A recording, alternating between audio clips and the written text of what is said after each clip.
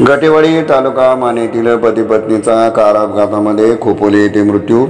मुंबई पुणे महामार्गावर खोपोली जवळ असलेल्या शहराच्या एका रस्त्यावर भीषण अपघातामध्ये मान तालुक्यातील गटेवाडी गावचे रहिवासी हे पुण्यावरून मुंबईला ओमनी गाडीने जात असताना त्यांच्या गाडीला अचानक पाठीमागून ब्रेक फेल झालेल्या ट्रकने धडक दिल्याने या धडकेमध्ये ओमनी गाडीतील बसलेले इंजिनियर सुदाम गोरड वय वर्ष 56 व त्यांची पत्नी निर्मला सुदाम गोरड वय 51 हे पती पत्नी जाग्यावर ठार झाले असून त्यांची 2 मुले जखमी झालेली आहेत। या दुर्दैवी घटनेमुळे गटेवाडी गावावर शोककळा पसरलेली आहे। मान तालुक्यातील अतिशय गरीब कुटुंबातील पहिले इंजिनियर म्हणून सुदाम गोरड हे प्रसिद्ध होते। त्यांनी इंजिनियर झाल्यावर पुणे येथे आपला व्यवसाय सुरू करून संसार उभा केलेला होता।